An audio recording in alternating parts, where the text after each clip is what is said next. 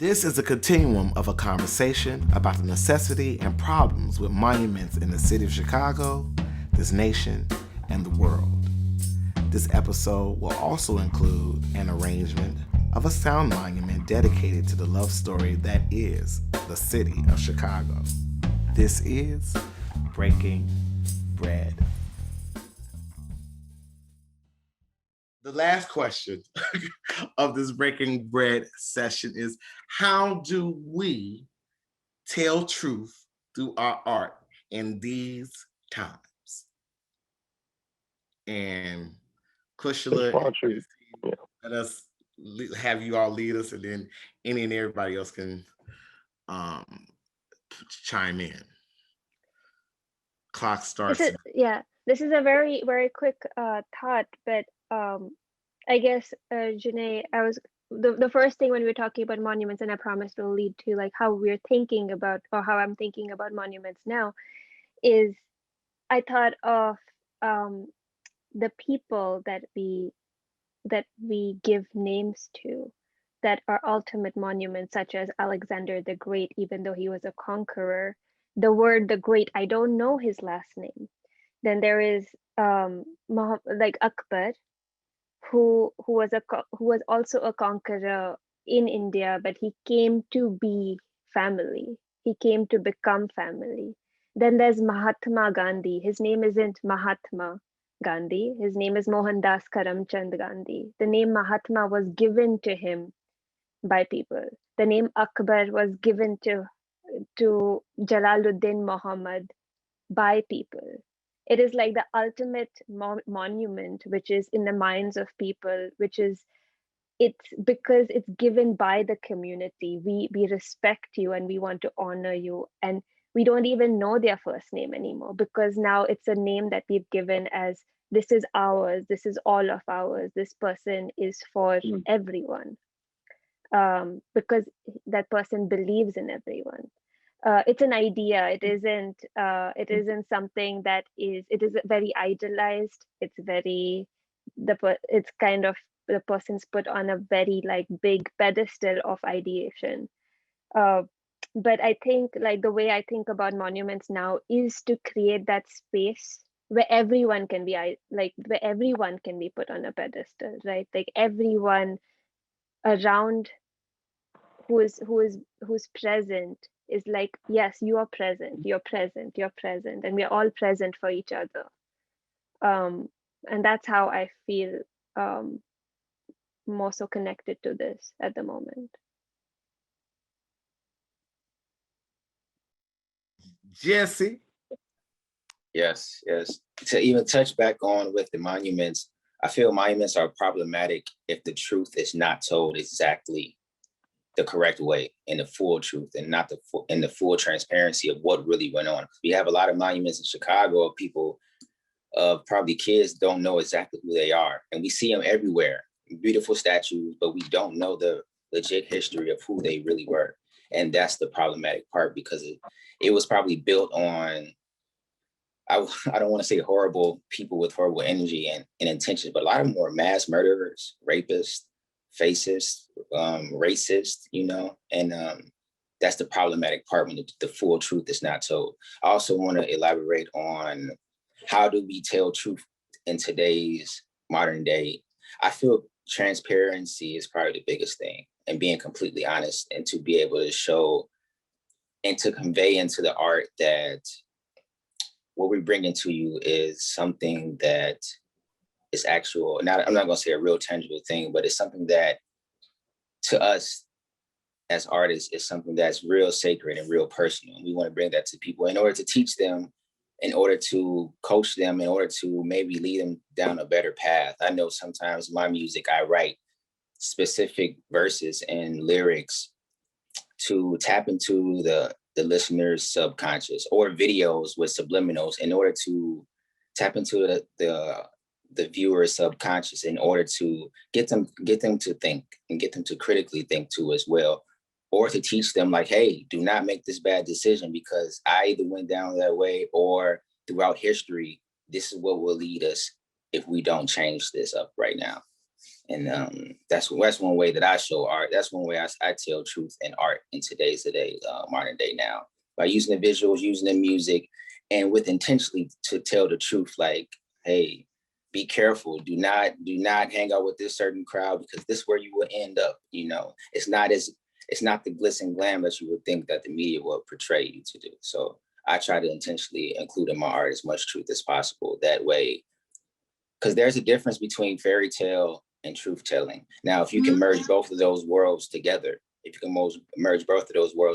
can have high potent magic. But by putting the truth in there and adding the fairy tale to it as well, you have a great story. That's pretty much what I'm gonna say. You know, what I wanted to share is if when Kushala was talking about the significance of art, what came to mind for me was, in history, in any time. So my parents, we were exiled from Haiti. You know, my father was a revolutionary. So we were exiled. Grabbing the kids and family art was not jewels, not the land, not we're gonna stand it. It was art. It was our family photos and art pieces that we had our stories embedded in. And when you think about any history books you read about, right? The big thing with, you know, the German guy, tell me his name, Hitler, right? Was burning our books, our art, right? And the people and their culture, right? The MacArthur Foundation didn't know I spoke the language, paid for a program because the Mapuche indigenous people of Chile was being genocide. And guess what they were taking away from them? Guess what was outlawed by the Chileans? Dance, art, their rituals. And God bless all of the missionaries that have gone through Haiti, from the Catholics to the Mormons to the what? What do they pull away from us? Is our Vodun, mind you. Yeah. Vodun rituals that is embedded in Catholicism, embedded in Pentecost, right? So, you know, it's that raping of our ritual.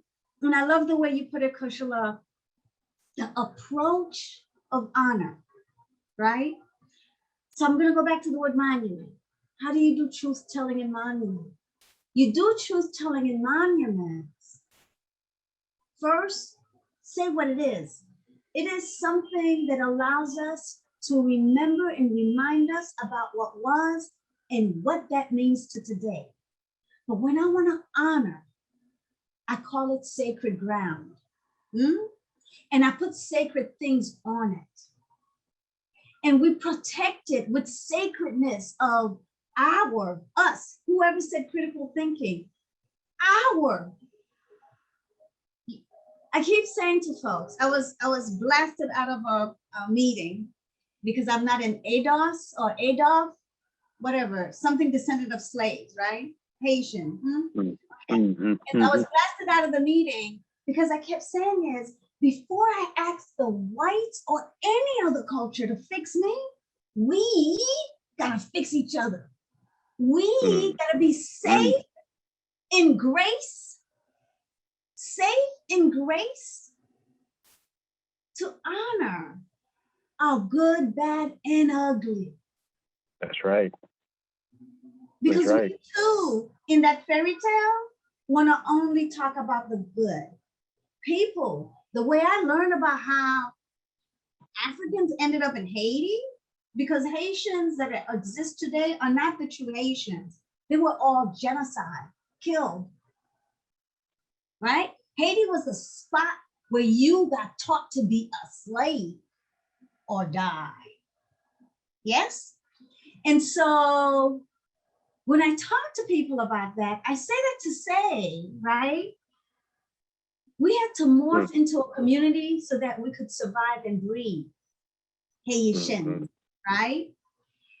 And when I think about the cultures and the pieces that were yanked and pulled, and this is why communicating is important to me. I may not be able to speak your language, but I sure will understand you if you communicate. If you won't speak, but if you communicate with me, I can communicate with you. Yeah, and that's my point about the whole monument versus honor and sacredness, right? And I think for Starla, the performance, I kept standing there saying the same thing that Kushla was saying.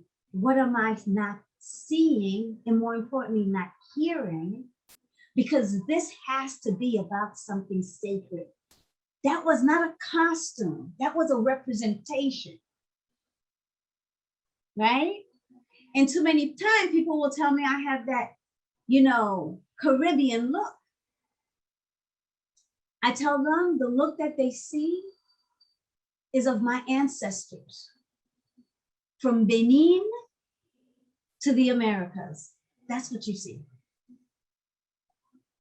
I don't know what Caribbean is. It's someone's made up word.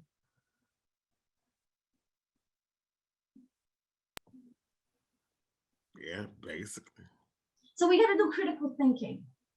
We got to have grace in truth so that we can accept the pain of the truth and allow us to push through forward, right? Who's the doula, right? It's about that. Mm-hmm. It's about saying, yes, it's gonna hurt like hell, but we could live through that. Mm-hmm. Let's push through it together. Let's be gracious in that truth. And I think that's what I heard from you, Fahim, when we say, please tell us when we're saying it wrong or when we have a different way to allow. We family, don't have me out out here looking crazy.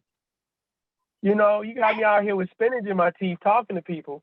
Y'all supposed to be on my side. You can't have me out here looking crazy. Tell me when I'm we family. Let me know. Put me to the side. Exactly. Yeah. And talking about remembering and truth telling and art and monuments and all of those things in between. One of the reasons why I created the piece Emmett Till the Remix, because I was at a school on Emmett Till Boulevard having this conversation about Emmett Till and the kids who are on this school, or it was a school that's on this Emmett Till Boulevard, didn't know anything, right? Or I'm like, well, let me go do this piece, right? And create this piece so then that story is remembered so that we can be advised. Nice. And the other part of remembering is, right, we got to also recollect that. How we as Black people, slaves, and what have you, the history I learned as a Haitian child was African tribes were fighting against each other. White man came and said, okay, we did a deal, so they took some, right? It got good, then they took everybody. Oh, right, in the chat. Right? Oh, yay! I did. I saw that, Coco. And so I will tell you that we gotta also remember people died. People died for saying, my name is not Orange, that was my slave master's name. My name is X or Y or Z, whatever the name through their family culture were told, right? And people got hung and died because they didn't carry their slave master's name or their owner's name, right? And so it is in our DNA to fake the story, right? Because if we didn't, son, mother, child may be separated and hung. Yes. So we got to recognize there's a reason that remembering is painful, right? But we got to help people remember and push through that pain. Thank you so much. And on that note, we are at the 4:55 mark. And I would like to take this time to thank everyone for breaking bread with us. Janae, Kushla, Jesse, Coco, even my partners, Jeremiah and Fahim. I thank y'all too. Yeah. But Eric, Starling, you already know. You already know how I feel about you. And Coco, you know how I feel about you too. I think I said Eric. I think they got everybody in their round. No, but again, I was just playing with Fahim and Jeremiah. But thank them truly from the bottom of my heart for this opportunity to create programming that I think will enrich folks. This series we're going to break up into 4 episodes, and wow, the wealth of not only knowledge but love that was shared in this space within the last 2 hours is completely amazing. I know I just don't speak for myself, but I speak very confidently for the Floating Museum. Thank you all for being in community with us, and we just hold each other up. This has been Breaking Bread. But I think if you all don't know each other, get to know each other via the email. Because really, Janae, if you write the Bible, I'll preach it. I swear. If you write the Bible today, if you write your Bible, I'm gonna preach it. I swear I am. I'm gonna start preaching it. And we look forward to actually doing this in person. Things are starting to open up sometime in August. You know, this is where the real kind of growth and things kind of happen. And this is just one sampling of a much broader family. So we look forward to actually breaking bread in person, and also in the spirit of rehearsal, understanding that it is about growing and layering and building together. So that's what we're doing. It's not a perfect thing, but there's nothing in perfection is the end of something that I'm more interested in the building and striving to be better. So thank y'all. We need each other to push through it. Yeah. And I will be the first lady of the church, Avery. If you're gonna preach at the church, I'm the first lady. And I'll give me a first lady hat. That's what I'm saying. You ain't gonna have a tambourine, are you? Not the tambourine. I'll get it together. I'm gonna be ready. Jesse gonna lead the praise dancers. I'll usher crew with that. All right, thank y'all so much, and we'll see you soon. Peace out. Thank you. Bye-bye. Thank you for having me.